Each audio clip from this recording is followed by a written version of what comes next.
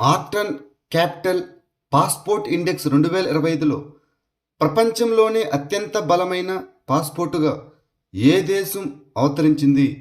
UAE, United Arab Emirates.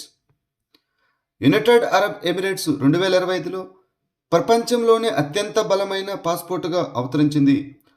Orton Capital passport ఇండెక్స్లో 179 mobility స్కోర్తో అగ్రస్థానంలో నిలిచింది. ఇక రెండవ స్థానంలో సింగపూర్, మూడవ స్థానంలో స్పెయిన్ దేశాలు నిలిచాయి. ఇక భారతదేశం ప్రపంచవ్యాప్తంగా 67వ స్థానంలో నిలిచింది. 2025 UN champions of the earth అవార్డును గెలుచుకున్న భారతీయ అధికారి ఎవరు? సుప్రియా సాహూ. యుఎన్ పర్యావరణ కార్యక్రమం యుఎన్ఈపి ఐఏఎస్ అధికారిని అయిన సుప్రియా సాహూకు ప్రేరణ మరియు కార్యాచరణ విభాగంలో 2025 UN champions of the earth అవార్డును ప్రదానం చేసింది. ప్లాస్టిక్ తగ్గింపు, వన్యప్రాణుల సంరక్షణ మరియు ముఖ్యంగా స్థిరమైన శీతలీకరణలో దీర్ఘకాల నాయకత్వం కోసం ఆమెను సత్కరించారు. ఆమె యొక్క కీలక చొరవైన తమిళనాడు కూల్ రూఫ్ ప్రాజెక్టు అధిక సౌర ప్రతిబింబ సూచిక పెయింటింగ్ను ఉపయోగించి ఇండోర్ ఉష్ణోగ్రతలను 5 నుంచి 8 డిగ్రీల సెల్సియస్ తగ్గించి తక్కువ ధర శీతలీకరణ పరిష్కారాన్ని అందించింది. స్టాన్ఫోర్డ్ విశ్వవిద్యాలయం యొక్క గ్లోబల్ ఏఐ వైబ్రెన్సీ టూల్ నివేదిక ప్రకారం ప్రపంచవ్యాప్తంగా ఏఐలో భారతదేశం ఏ ర్యాంకులో నిలిచింది? 3వ ర్యాంకులో. స్టాన్ఫోర్డ్ విశ్వవిద్యాలయం యొక్క గ్లోబల్ ఏఐ వైబ్రెన్సీ టూల్ నివేదిక ప్రకారం భారతదేశం ప్రపంచవ్యాప్తంగా ఏఐలో 3వ అత్యంత పోటీతత్వ దేశంగా అవతరించింది. 2023లో 7వ స్థానం నుండి పైకి ఎగబాకింది. అమెరికా ర్యాంకింగ్లో అగ్రస్థానంలో ఉండగా ఏఐ పరిశోధన, ప్రచురణలు మరియు నమూనా అభివృద్ధిలో చైనా 2వ స్థానంలో నిలిచింది.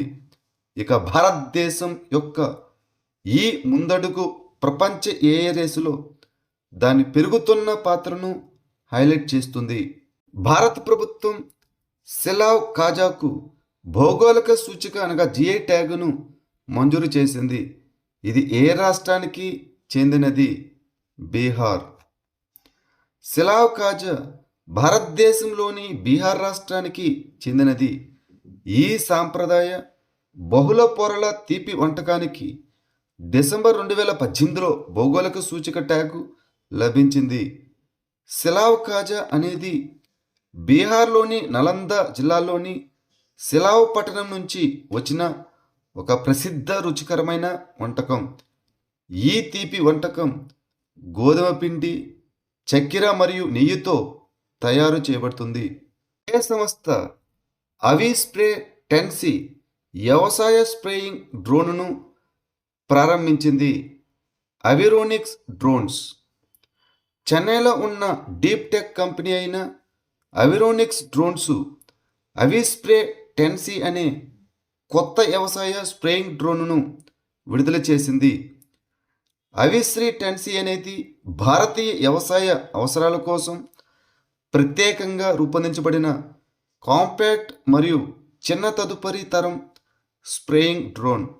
ఖర్చు, కార్యాచరణ కష్టం మరియు మానవ శక్తి అవసరాలను తగ్గించడానికి ఈ డ్రోను అభివృద్ధి చేయబడింది. డిసెంబర్ 2025లో కేంద్ర మంత్రివర్గం ఆమోదించిన అణుశక్తి బిల్లు 2025 అధికారిక పేరు ఏమిటి? Sustainable harnessing and advancement of nuclear energy for transforming India. 6 దశాబ్దాలకు పైగా భారతదేశ అనురంగంలో అతిపెద్ద సంస్కరణగా గుర్తించబడే శాంతి అనగా sustainable harnessing and advancement of nuclear energy for transforming ఇండియాగా బ్రాండ్ చేయబడిన అణుశక్తి బిల్లు 2025ను కేంద్ర మంత్రివర్గం ఆమోదించింది. ఈ బిల్లు అణుశక్తి శాఖ యొక్క దీర్ఘకాలిక గుత్తాధిపత్యాన్ని అంతం చేస్తుంది మరియు అణు ఖనిజాలు, ఇంధన తయారీ, పరికరాల తయారీ మరియు కర్మాగార కార్యకలాపాల భాగాలలో ప్రైవేటు రంగ భాగస్వామ్యాన్ని అనుమతిస్తుంది. సింహస్థ కుంభమేళ ప్రతి 12 సంవత్సరాలకు ఒకసారి జరిగే ప్రధాన హిందూ పండుగ ఏ రాష్ట్రంలో జరుగుతుంది? మధ్యప్రదేశ్. ఉజ్జయినిలో జరిగే 2028 సింహస్థ కుంభమేళ కోసం మధ్యప్రదేశ్ ఒక ప్రత్యేకమైన స్థిరత్వ ప్రణాళికను అభివృద్ధి చేస్తుంది. ఈ కార్యక్రమాన్ని పర్యావరణ పరంగా బాధ్యతాయుతంగా మరియు కార్బన్ క్రెడిట్లకు అర్హత కలిగి ఉండేలా చేయడం దీని లక్ష్యం. సింహస్థ కుంభమేళ అనేది మధ్యప్రదేశ్లోని ఉజ్జయినిలో ప్రతి 12 సంవత్సరాలకు ఒకసారి జరిగే హిందూ మతపరమైన పండుగ. బృహస్పతి సింహరాశిలోకి ప్రవేశించినప్పుడు ఈ పండుగ జరుగుతుంది కాబట్టి దీనిని సింహస్థ అని పిలుస్తారు. 2025 కామన్వెల్త్ ఖోఖో ఛాంపియన్షిప్కు ఆతిథ్యం ఇచ్చే దేశం ఏది? ఇండియా. వచ్చే ఏడాది మార్చి 9 నుంచి 14 వరకు జరగనున్న తొలి కామన్వెల్త్ ఖోఖో ఛాంపియన్షిప్లో 24 దేశాలకు పైగా పాల్గొంటున్నాయి. వేదిక ఇంకా ఖరారు కానప్పటికీ ఈ ఛాంపియన్షిప్ భారతదేశంలోనే నిర్వహించబడుతుంది. ఈ కార్యక్రమంలో లింగ వివక్ష లేకుండా సమాన భాగస్వామ్యం ప్రతిబింబిస్తూ 16 పురుషుల జట్లు మరియు 16 మహిళా జట్లు పాల్గొంటాయి. ఈ ఏడాది జనవరిలో న్యూఢిల్లీలో జరిగిన మొదటి ఖోఖో ప్రపంచ కప్ తరహాలో ఈ టోర్నమెంటు నిర్వహించబడుతుంది. ఈ పోటీల్లో 23 దేశాలు పాల్గొన్నాయి.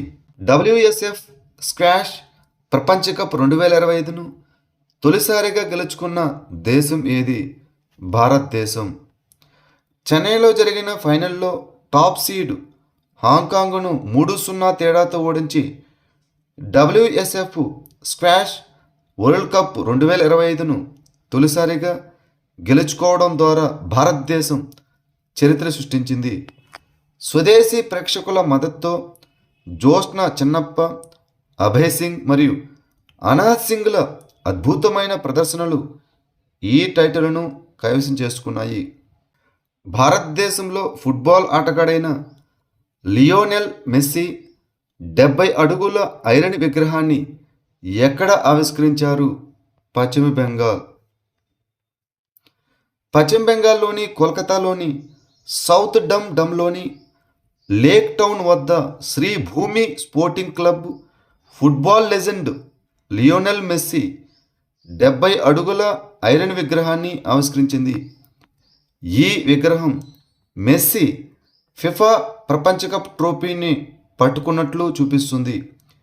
ఈ ప్రాజెక్టుకు పశ్చిమ బెంగాల్ ప్రభుత్వ అధికారుల నుంచి మద్దతు లభించింది. 4వ సహకార మేళా 2025 ఎక్కడ నిర్వహించబడింది? అస్సాం.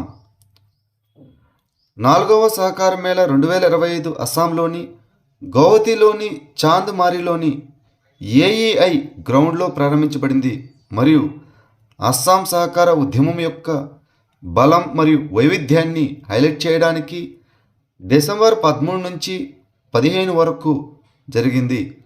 భారత ప్రభుత్వ సహకార మంత్రిత్వ శాఖ మార్గదర్శకత్వంలో అస్సాం సహకార శాఖ ఈ కార్యక్రమాన్ని నిర్వహించింది. ఈ మేళాలో చేనేత, మత్స్య, పాడి పరిశ్రమ, వ్యవసాయం మరియు మహిళలు, అదేవిధంగా యువత నేతృత్వంలోని సంస్థలు వంటి రంగాల నుంచి 160 సహకార సంఘాలు స్థానిక ఉత్పత్తులు, ఆవిష్కరణలు మరియు అట్టడుగు స్థాయి సాధికారతను ప్రదర్శించాయి. ఇటీవల వార్తల్లో కనిపించిన తపనులి వరంగుటాన్ ఏ దేశానికి చెందినది? ఇండోనేషియా.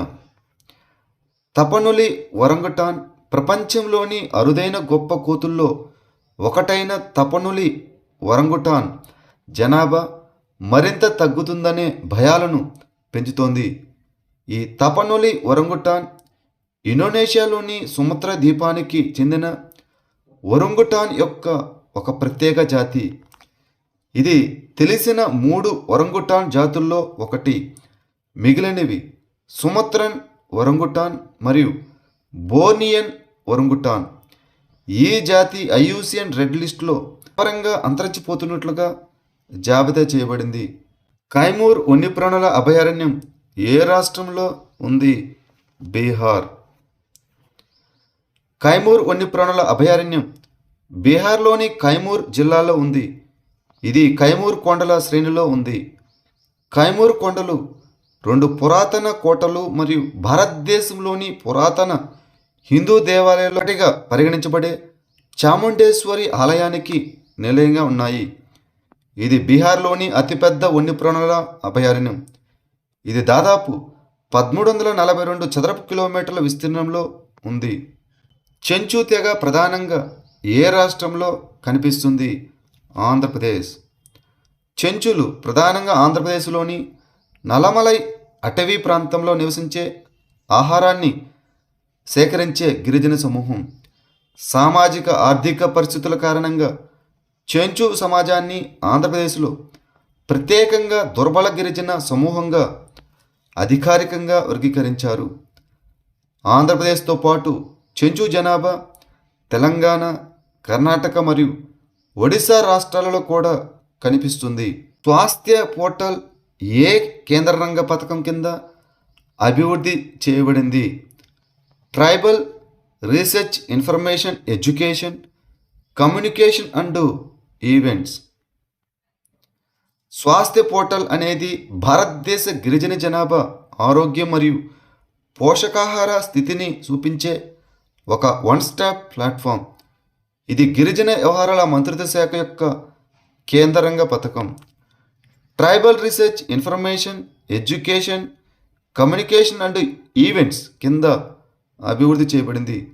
ఇది డేటా, పరిశోధన సంక్షిప్తాలు, కేస్ స్టడీస్, ఉత్తమ పద్ధతులు మరియు వినూత్న నమూనాలను అందిస్తుంది.